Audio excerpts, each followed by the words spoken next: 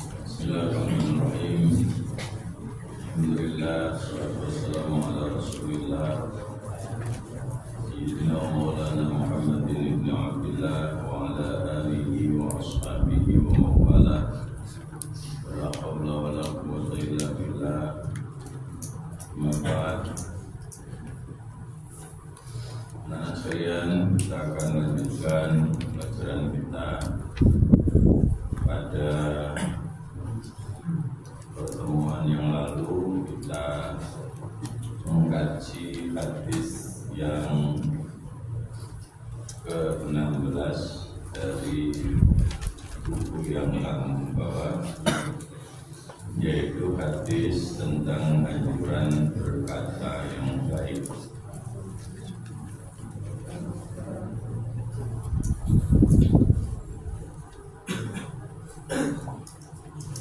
Saya masih belum melihat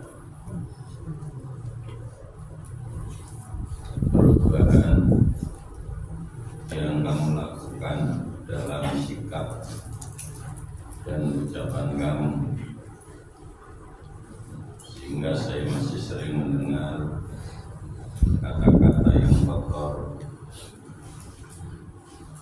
keluar dari mulut kamu, padahal sudah jelas sekali orang yang beriman kepada Allah, beriman kepada hari akhir, tidak akan berkata-kata kecuali dengan kata-kata yang baik. Maka kata-kata kotor, ya sebut saja contoh seperti miso dan sebagainya, itu harus dibuang jauh-jauh. Ya, biar ilmu yang kalian pelajari bisa berbuah. Buahnya apa? Buahnya adalah amal. Saya seringkali ceritakan hadis Rasul yang menyebutkan bahwa ilmu yang kita miliki kalau tidak kita amalkan, maka diibaratkan oleh beliau seperti pohon yang tidak berbuah, tidak ada gunanya, kecuali memang tanaman hias yang ditanam untuk hiasan, bukan untuk diambil manfaat buahnya. Tapi pohon-pohon yang merupakan pohon buah-buahan yang kemudian ditanam tapi tidak mengeluarkan buah, ngapain ditanam? Malah belum sepi pekarangan. Ya, ilmu itu juga begitu. Hanya ketika kamu belajar, ketika kamu sekolah, ketika kamu ngaji, yang kemudian entah setetes atau dua tetes, kamu dapat tambahan ilmu. Tapi kalau kamu masukkan telinga kanan keluar telinga kiri, tidak ada manfaatnya. Jika saya melihat beberapa di antara kalian yang betul-betul telinganya lubang dua-duanya, sehingga masuk kanan keluar kiri, nanti resikonya tanggung sendiri. Makanya nanti kiri setelah ini langsung menghadap mana kiri? Enggak. Setelah ini menghadap, silakan membuat surat pernyataan siap tidak lulus. Karena tidak satu kali, ya, bukan sekedar melanggar sekolah, tapi mendurhakai orang tua.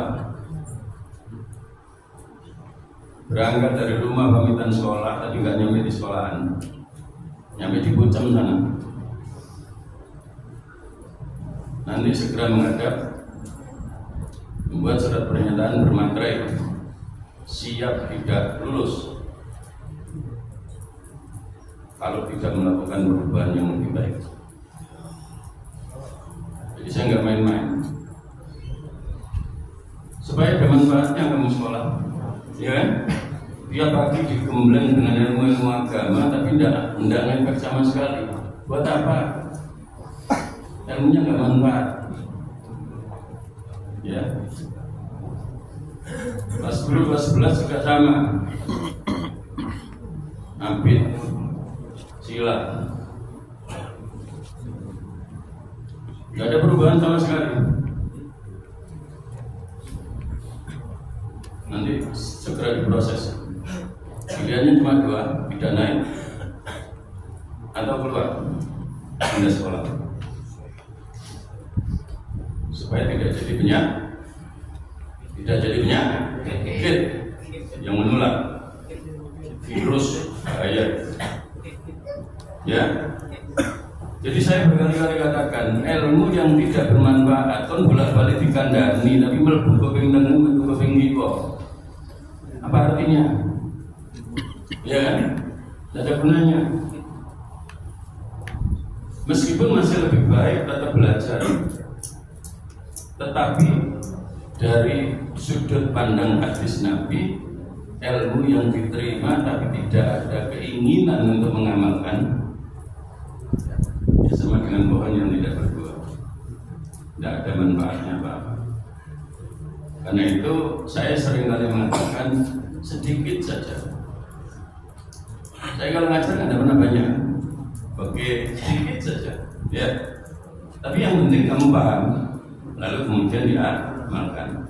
Hadis pendek saja, satu hadis, tapi dipahami, diamalkan, lalu diamalkan, dijalankan. Ya, tauhid juga begitu. Saya tidak pernah ngajarin kamu memberikan pelajaran yang banyak-banyak dalam satu pertemuan. Kenapa? Karena saya tahu kapasitas kamu nggak bisa diisi agak-agak. Sak tetes. Yang penting membuadai. Ya. Kenapa? Karena kamu kalau boleh saya istilahkan ibarat botol. Botol itu lemu nang ngisor, mulutnya tetap kecil. Ya. Jadi botol itu besar di bawah, tapi mulutnya kecil. Ada botol kamu berdirikan, lalu kemudian kamu siram, kamu isi dengan air langsung satu ember. Kira-kira penuh nggak? Nggak penuh. Walaupun yang disiramkan air satu ember gede. Siram bior, jangankan nggak penuh, seperempat aja belum tentu masuk airnya. Ya kan? Tapi kalau kamu tetesi satu tetes masuk lewat lubangnya, lama-lama pasti akan penuh, walaupun hanya satu tetes. Saya tahu itu, makanya saya hanya ingin ngasih setetes. Nggak usah disiram bagi tak belum, ya bagi teles, tapi gak oleh, ya. Nah itu. Nah saya kepingin hadis yang sudah kita pelajari kemarin seperti itu. Ya, tunjukkan bahwa kamu adalah orang yang beriman. Tunjukkan bahwa kamu memang layak disebut sebagai muslim yang benar. Dengan cara apa? Dengan cara menjaga apanya? Menjaga apanya? Menjaga lisannya. Ya, cukup lisannya. Makanya dengan teman juga saya berkali-kali bilang, dengan teman yang baik, dengan keluarga, dengan saudara yang baik, ya, dengan siapapun yang baik. Tutur kata kita jangan sampai tutur kata yang tidak baik. Ya, jadi ini penting sekali. Sebelum kita masuk ke hadis yang nomor 17, saya akan lihat sekarang hadis yang nomor 17. Buka semuanya, kita akan baca bersama. Bismillahirrahmanirrahim. Hadis 17. Hadis tentang memuliakan tamu. Mangkana yu'minu billahi wal yaumil akhir fal yukrim falyukrim dhaifahu man kana yu'minu billahi wal yaumil akhir falyukrim dhaifahu man kana yu'minu billahi wal yaumil akhir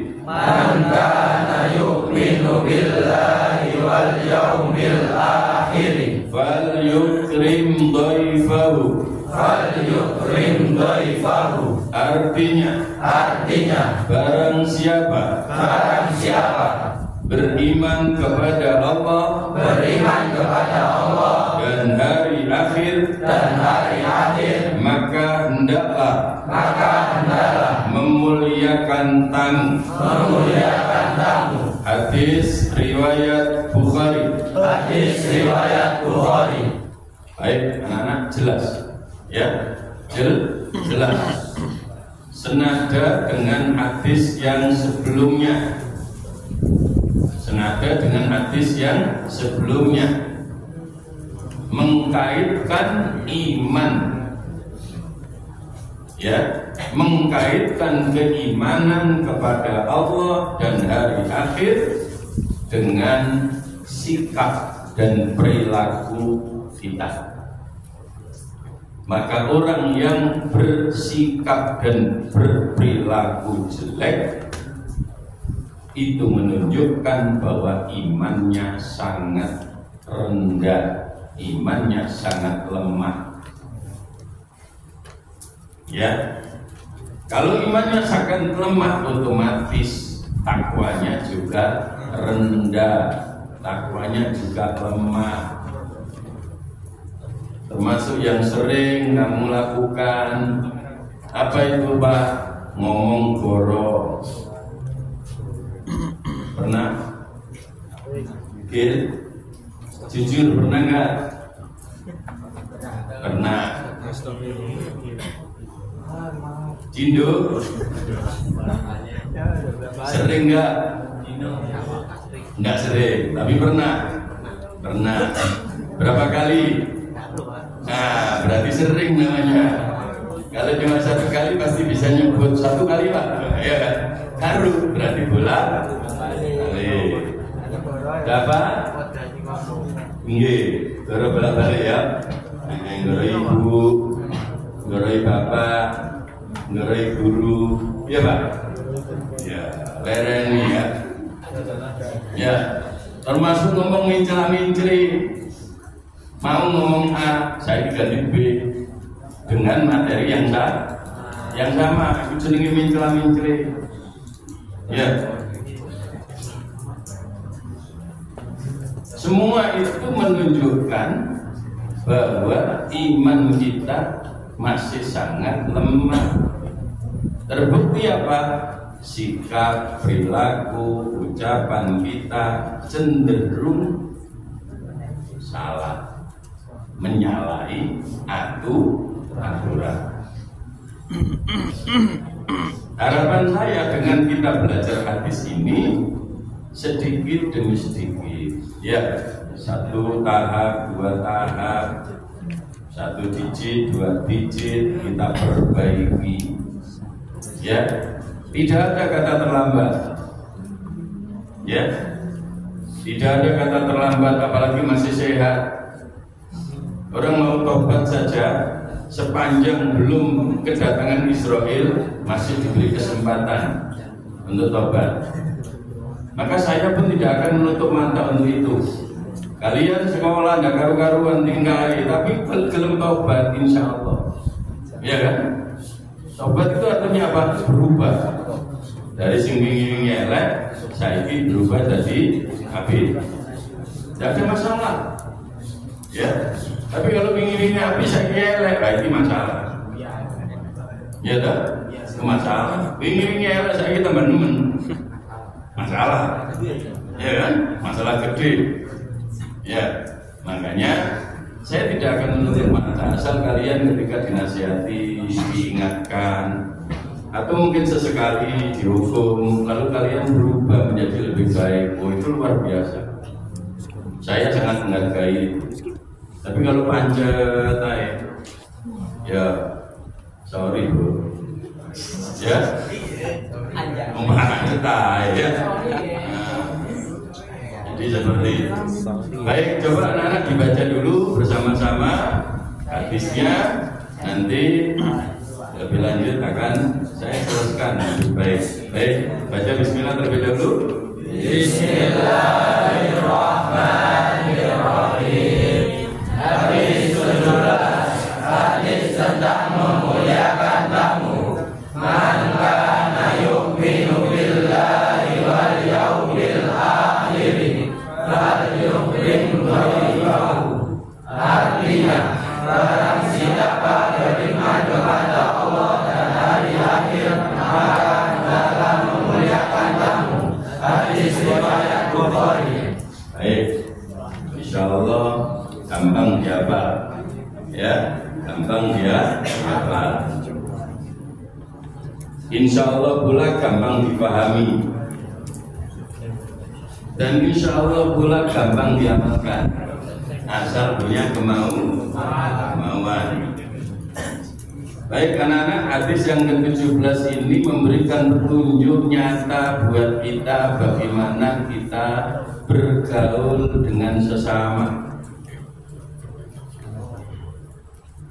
Kuncinya adalah dengan tetap saling menghargai, saling menghormati, saling memuliakan, ya, saling menghargai, saling menghormati, saling memuliakan.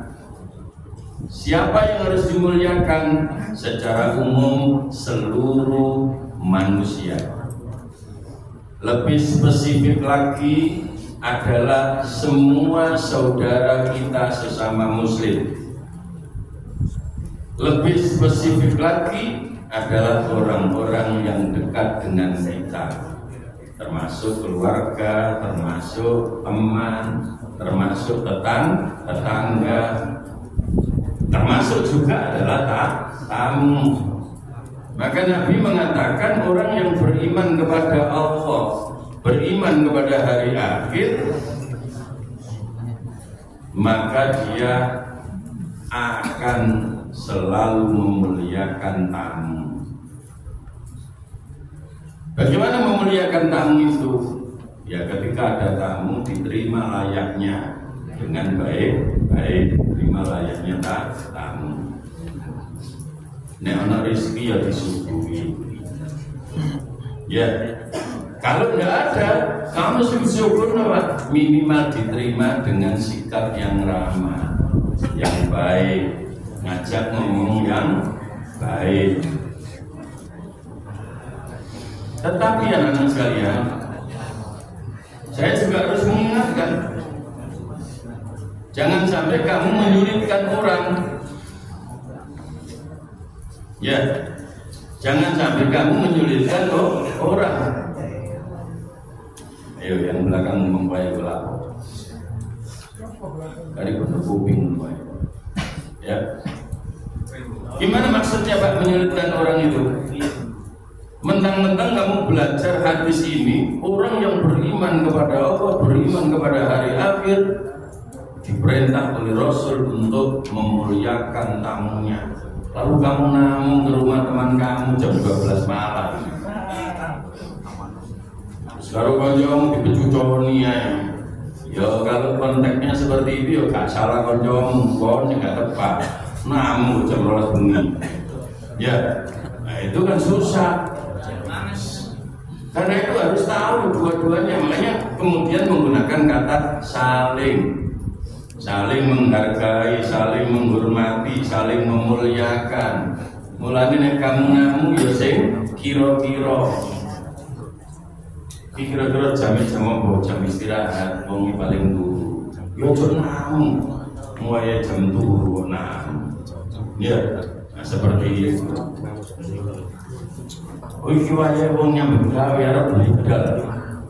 Nyambut gawe ini berangkat jam itu, kon nang jam itu kurang 1 menit. Ya, ya mesti ae wong mencucu jangan budal jarene. Terus kon moro-moro teko, iki gak dimulyakno, tamu dimulyakno gregetno. Wae budal kok, iya kan? Kira-kira. Inilah kemudian ajaran Islam ngajari kita supaya saling tadi, saling mengerti, ya, saling menghargai, saling menghormati, ya. Jangan sampai timpang, kon jalur dihormati tapi gagal menghormati orang. Ya itu jenenge kocok. Jalur dihargai tapi tidak pernah menghargai orang. Ya. Mintanya diperlakukan baik tapi tidak pernah mau berbuat baik pada orang. Ya lucu. Ya. Makanya harus dimulai dari mana? Kata Rasulullah di dalam hadis yang lain, ibda binafsik, mulai dari dirimu sendiri. Maka kalau kamu ingin dihargai orang, mulailah belajar untuk menghormati orang. Ya, kalau kamu ingin dihargai orang, maka mulailah belajar untuk menghargai orang. Ya. Kalau kamu tidak ingin disakiti orang, maka berusahalah untuk tidak pernah menyakiti orang. Disenggol pipi, ngambek, ngamuk, tapi nyenggol bolak-balik. Ya kan? Jangan. Makanya dijaga sikap itu. Mulai dari kita sendiri, jangan menuntut orang lain. Wes, dengarkan. Kecenderungan manusia itu cenderung untuk melihat kesalahan orang lain, kelemahan orang lain, tapi tidak pernah mau koreksi terhadap kesalahan dirinya sendiri. Oh, Pak Ibu, orang seru, mau dihukum, kami buka kabeh sikil. Nyala guru nih sing hukum. Padahal sebenarnya mulainya dari mana? Mulainya dari kesalahan diri kamu sendiri. Di mana tidak dihukum, mau di KPR kamu bekerja no. Ya, gimana nggak diberi sanksi yang di kolom budal setengah itu atau ini setengah bolu? Ya, jadi ingatkan bolak-balik kalau buat pelajaran bawa buku, bawa kitab, izin tetap banyak pelajaran kan bawa kitab lalu nyarano sing hukum. Ya, benar.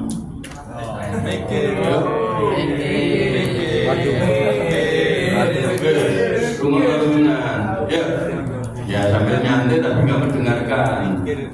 Ikuti dengan baik. Jadi jangan mudah menyalahkan orang.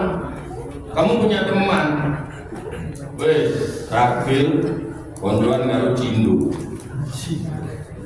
buswakra. Wis tiap hari kemana-mana ya berdua, ya terus omong-omong gak enak. Satu saat ternyata cindu kapan ngereken Ragil. Ketemu Ragil biasa baik, berwajah dingin, ya berwajah dingin, menampakkan wajah yang hitam. Asli ya gue ya. Ya. Lalu kemudian Ragil ini muni. Cindu blok melet lagi ya.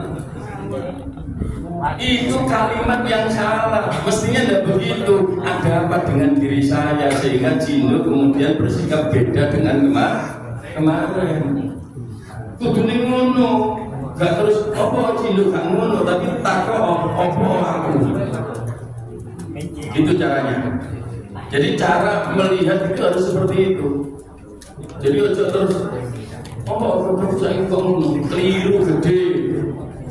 Mestinya pertanyaannya opo aku, salahku opo, goleki, baru kemudian ketemu, oh tiba-tiba dia melakukan sikap seperti ini karena saya menyakiti dia. Baca Rebu. Enggak bahaya.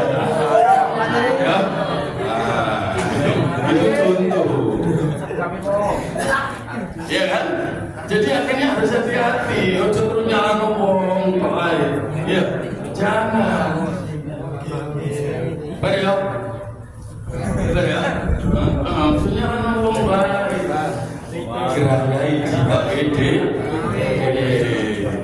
Lihat diri kita sendiri terlebih dahulu. Pasti perubahan yang terjadi pada orang lain itu sebabnya berawal dari diri kita sendiri.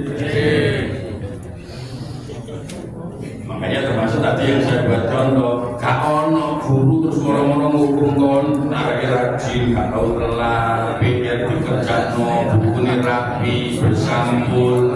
Ya, terus mari ngono pelajaran mesti dihukum terus iku guru kalah. Iya tak? Lah muridnya api rajin, gak tahu telat, gak tahu apa, seragam yo api, dikongkon sekolah gak oleh macet, yo dipancet bae, ya dihukum, ya salah sing dihukum, itu salah sing ngukum, kalau jangan yang guyu, rumahno, ya.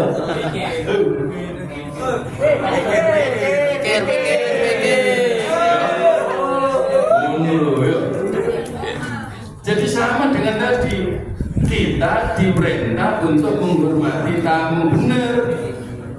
Tapi ketika kita namu, kita harus kira-kira. Maghrib kurang 5 menit namu, ayo budal masjid. Itu tidak betul. Ya, itu namanya tidak tahu diri.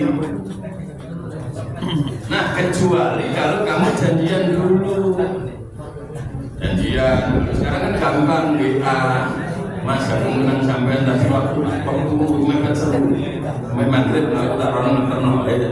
Ya wis gak apa-apa. Nah, itu kan sudah beda lagi. Ya kan? Karena sudah ada komunikasi. Tapi kalau apa-apa ujuk-ujuk, namun jam 10 bengi.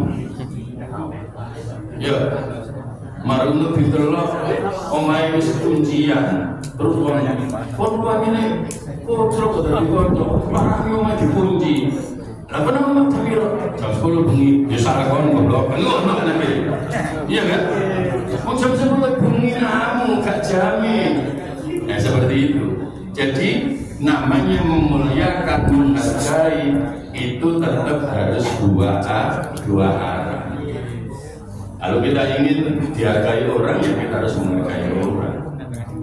Nah itu yang perlu kita pahami, sehingga kita tidak boleh dengan seenaknya sendiri bilang bahwa kita orang lain punya kewajiban untuk menghormati tamu ketika kita menjadi tamu, sementara kita tidak pernah mau peduli dengan kepentingan orang yang kita temoni, yaitu yang ngawur jenenge. Ya, kita sudah berada di hadis 17. Ya, saya berharap hafalannya meningkat, kemarin sudah 13. Ya, jadi terus hafalkan. Target saya kamu yang kelas 11 lulus ini hafal semua. Masya Allah. Kan cuma berapa? Cuma 45. Cuma 45.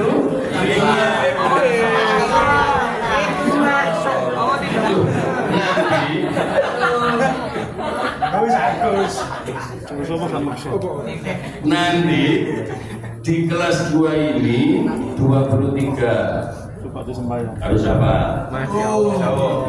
Ya, yang kelas 1 juga gitu karena sama 23 harus apa? Nanti tahun ajaran depan yang kelas 2 naik kelas 3, yang 22 apa? Jadi 45 selesai. Ya, yang kelas 10 berarti naik kelas 11 ujiannya hafalan sampai 45. Masya Allah.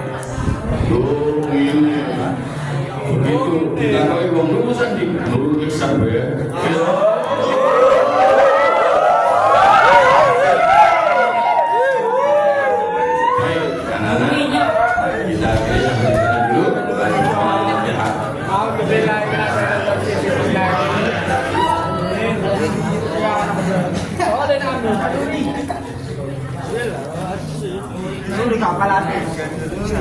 Baik, kembali ke posisi masing-masing. Tidak ada yang meleset.